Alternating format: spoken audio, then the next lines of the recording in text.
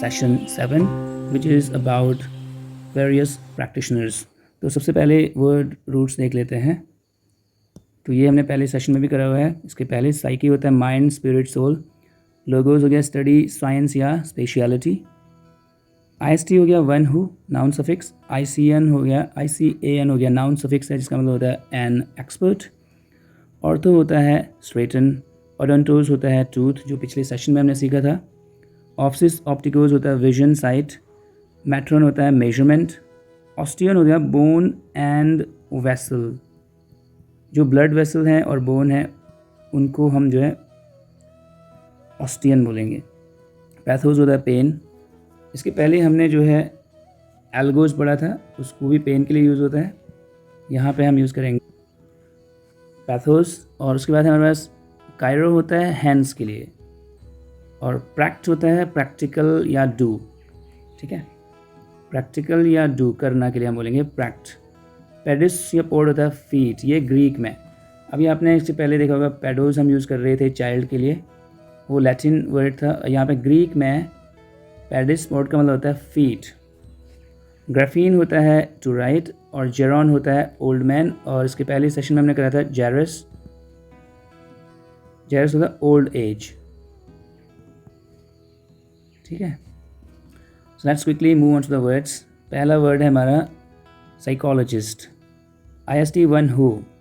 Logy हो गया study, जो स्टडी करता है माइंड की। तो ये क्या हो जाएगा, साइकोलॉजिस्ट क्या हो जाएगा हमारा। तो ये वो प्रैक्टिशनर हैं जो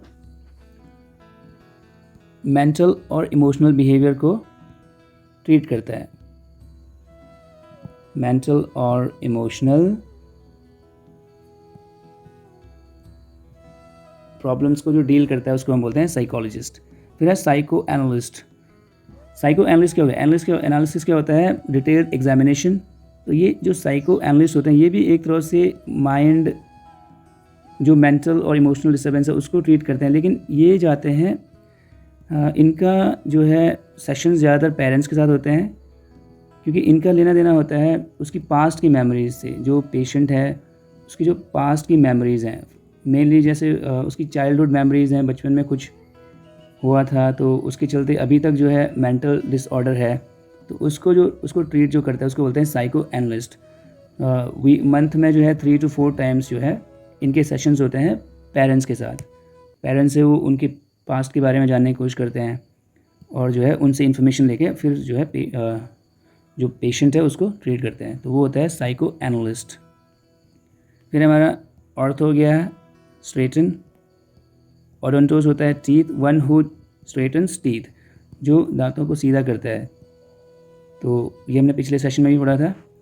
तो एक ऐसा प्रैक्टिशनर है जो क्या करेगा, स्ट्रेटन्स टूथ, दांतों को टीथ सीधा करता है। ठीक है, फिर है ये पिछले सेशन में भी आया था सेशन 5 में ऑप्टोमेट्रिस्ट। इन दोनों में आया है ये रूट। ऑप्सिस, ऑप्टो का मतलब क्या होता है विजन। मेट्रॉन होता है मेजर। और IST हो गया वन हु, जो क्या करता है आइज़ को मेजर करता है, विजन को मेजर करता है, वो हो जाएगा ऑप्टोमेट्रिस्ट। तो ऑप्टोमेट्रिस्ट क्या करता है, आइज़ को जो विजन है उसको चेक करके और प्रिस्क्रिप्शन दे देता है, RX बोलते हैं प्रिस्क्रिप्शन को, प्रिस्क्राइब कर देता है पेशेंट को ग्लासेस या लेंसेज। ये वाले लेंसेज लगेंगे, इतना नंबर है या ये पावर है, अब जो भी इनका हिसाब किताब होता है उस हिसाब से ये उसको प्रिस्क्राइब कर देंगे। और उसके बाद वो जाएगा ऑप्टिशियन के पास, विजन का एक्सपर्ट। मतलब यहाँ पे जो ये ऑप्टिशियन होता है ये प्रिस्क्राइब नहीं कर सकता, ये कोई पर्चा नहीं दे सकता लिख के कि तुम्हें ये मतलब प्रिस्क्राइब नहीं कर सकता कुछ भी पेशेंट को। ये क्या करेगा, इसका काम क्या है, लेंसेज बनाना और उनको डिस्पेंस करना। So one who dispenses, dispense मतलब डिस्ट्रीब्यूट करना, dispenses glasses, eye glasses and lenses और लेंसेज। जो लेंसेज और आई ग्लासेस को डिस्पेंस करता है और उसको पता कैसे चलता है कि ये कौन से नंबर का होगा, कितनी पावर होगी उसकी, तो वो ऑप्टोमेट्रिस्ट जो है पेशेंट को लिख के देता है, तो उस पर्ची को देख के वो लेंसेज बनाता है। ठीक है, तो optician is not a doctor, ये बोल सकते हैं हम। Next we have osteopath. ये थोड़ा नया है। ऑस्टियोपैथ असल में हमने पीछे हमने पढ़ा था ऑर्थोपीडिस्ट। ऑर्थोपीडिस्ट क्या होता है कि जो स्केलेटल सिस्टम पे काम करता है, स्केलेटल सिस्टम की जो डिफॉर्मिटीज़ है उनको ठीक करता है, वो होता है हमारा ऑर्थोपीडिस्ट। ऑस्टियोपैथ क्या होगा? ऑस्टियो होता है बोन्स एंड ब्लड वेसल्स, और पाथ होता है, पैथोज हो गया पेन। तो अब ये जो डॉक्टर है ये क्या करेगा, ये जो प्रैक्टिशनर है ये क्या करेगा कि जनरली क्या होता है कि हमारी जो मेंटल और फिज़िकल जो प्रॉब्लम्स हैं उनके चलते हमारा जो फ्लूइड का फ़्लो होता है बॉडी में, जो फ्लूइड्स हैं उनको जो फ़्लो होता है वो कहीं ना कहीं इम्पैक्ट होता है उस पर, जो हमारी मेंटल फिज़िकल कंडीशन है। तो बोन्स और ब्लड वेसल्स से रिलेटेड जो भी दिक्कत है उनको ठीक करता है ऑस्टियोपैथ, वो गया हमारा ऑस्टियोपैथ। ठीक है, तो नेक्स्ट हमारे पास कायरो। कायरो हो गया हैंड्स, और प्रैक्टिकल क्या हो गया? प्रैक्टिकल या डू। जो भी काम हम हाथों से करते हैं, एक तो होता है मशीन के थ्रू, वो होता है ऑटोमेटेड। हाथ से जो करेंगे उसको हम बोल देंगे मैनुअल। तो मैनुअली ये क्या काम करता है? मैनुअली क्या करता है ये प्रैक्टिशनर? कोई जॉइंट्स में कोई पेन हो रहा है कहीं पे भी, तो ये जॉइंट्स के पेन को मैनुअली मतलब हाथों से मसाज वगैरह करके या इस तरह से जो है ठीक करता है, तो उसको हम बोलते हैं कायरोप्रैक्टर। और फिर अगला है हमारे पास पॉड होता है फीट, फुट हो गया, आइट्रिया हो गया मेडिकल हीलिंग, और IST हो गया वन हु, वो जो हील करता है, मेडिकल हीलिंग देता है किसको? फीट को। तो जो पाँव की माइनर एलिमेंट्स होती हैं उनको ट्रीट करता है, जो ट्रीट्स माइनर एलिमेंट्स, और छोटी मोटी अगर कुछ सर्जरी वगैरह अगर करनी पड़ जाए पाँव में छोटी मोटी, तो उसके लिए भी जो है हम जाएंगे पोडाइट्रिस्ट के पास। तो treats minor ailments related to foot या फीट के रिलेटेड। ठीक है, फिर हमारे पास ग्राफोलॉजिस्ट। तो ग्राफीन होता है राइट, लॉची हो गया स्टडी, IST वन हु, जो स्टडी करता है हैंड राइटिंग की। वन हु स्टडीज और एनालाइजेज क्या चीज़? Hand writing. अब इसका काम क्या होता है? वैसे इसको स्यूडो साइंस बोलते हैं। स्यूडो साइंस क्या होती है? स्यूडो साइंस क्या होती है कि जहाँ पे जिसके कोई क्लियर एविडेंसेस नहीं है कि क्लियर एविडेंस नहीं है कि ऐसा ही होता है। मतलब ये क्या करता है, ग्राफोलॉजिस्ट का काम क्या करता है? ये किसी की हैंड राइटिंग देखेगा, किसी की हैंड राइटिंग देख के और उसका कैरेक्टर एनालिसिस करता है। किसी की हैंड राइटिंग देख के ये पता करना कि इसका कैरेक्टर किस तरह का है, उसका बिहेवियर किस तरह का है। तो ये काम होता है ग्राफोलॉजिस्ट का। ठीक है, character analysis on the basis of hand writing. तो ये एक तरह से स्यूडो साइंस है। ऐसा पॉसिबल नहीं है कि आप जो है मतलब इसके क्लियर एविडेंस नहीं है कि आप किसी की हैंड राइटिंग देख के ये बता सको कि ये किस तरह का पर्सन है। तो इसके साथ अगला और आखिरी हमारा जेरॉन होता है ओल्ड मैन, और लॉजिस्ट हो जाएगा क्या? वन हु स्टडीज़, जो स्टडी करता है। ओल्ड मैन मतलब ओल्ड मैन से रिलेटेड प्रॉब्लम्स को, सोशल मेडिकल प्रॉब्लम्स, ओल्ड जो एल्डरली हैं, एल्डरली पीपल की सोशल और मेडिकल प्रॉब्लम्स को जो डील करता है, दैट इज़ कॉल्ड जेरोंटोलॉजिस्ट। जेरोंटोलॉजिस्ट। चलिए एक्सरसाइज पे आ जाते हैं। अब हम प्रैक्टिशनर्स देखेंगे और उनका इंटरेस्ट देखेंगे, मतलब कौन से फील्ड में वो काम करते हैं। विजन के लिए कौन सा होता है? विजन के लिए हमें ऑप्टो वाले वर्ड्स चाहिए, ऑप्टो। तो यहाँ पे हमारे पास ऑप्टो वाला एक ही वर्ड है, that is optometrist. Bones and blood vessels, तो ऑस्टियो वर्ड आना चाहिए। तो ऑस्टियो कहाँ पे है? ये हो जाएगा ऑस्टियोपैथ। द अनकॉन्शियस होता है अचेत, जो हमारा अचेत मन है, मतलब जो कुछ भी हम सुनते हैं, स्मेल करते हैं, वो जो भी इंफॉर्मेशन जो भी हम देखते हैं वो हमारे अनकॉन्शियस माइंड में सेव हो जाता है। ठीक है, तो जैसे हमारी जो मेमोरीज़ हैं वो हमारी सारी अनकॉन्शियस माइंड में स्टोर्ड है। तो इसको कौन देखेगा?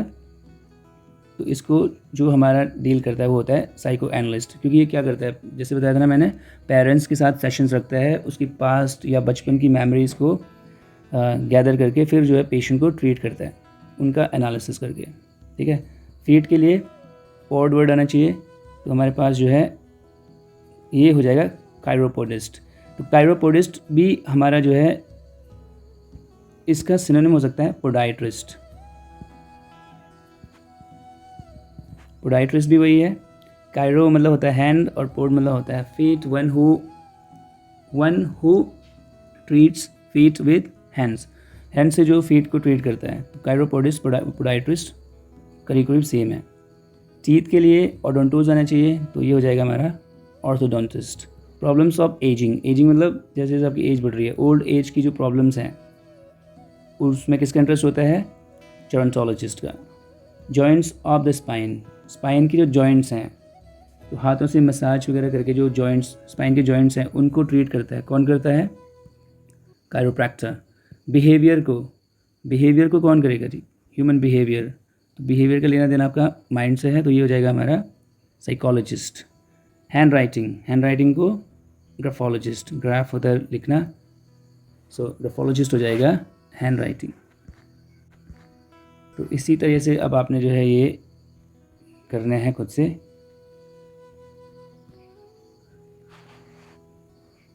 तो इसका स्क्रीनशॉट ले लीजिए। ओके, एक मैं कर देता हूँ यहाँ पे।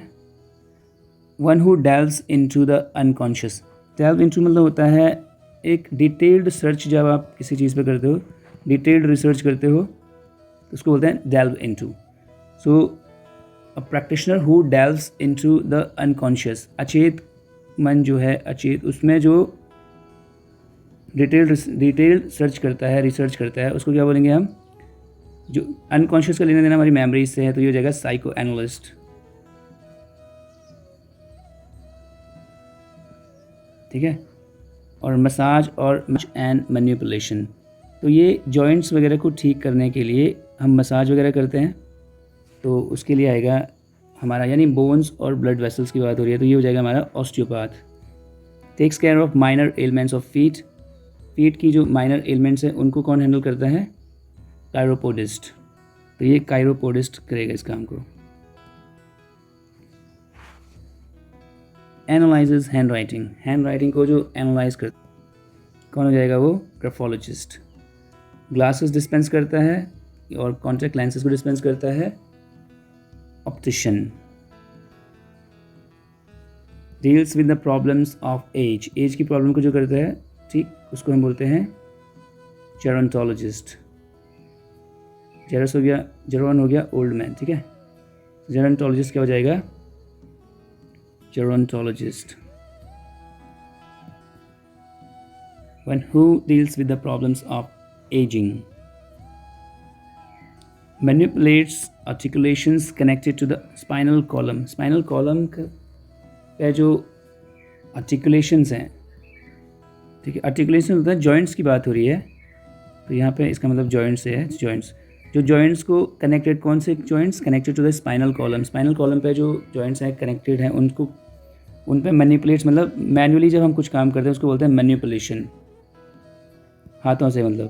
तो यहाँ पे इसका लेना है कायरोप्रैक्टर जो होता है हमारा। कायरो हो गया हैंड्स, प्रैक्टर मतलब डू, सो हैंड से मसाज वगैरह के थ्रू जो है, जो स्पाइनल कॉर्ड के जो जॉइंट्स हैं उनको फिक्स करना, ठीक है। तो इसी के साथ सेशन 7 भी हमारा हो गया एंड। तो मिलते हैं नेक्स्ट सेशन में कल, जो कि हमारा सेशन 8। तब तक के लिए कीप लर्निंग, स्टे ब्लेस्ड।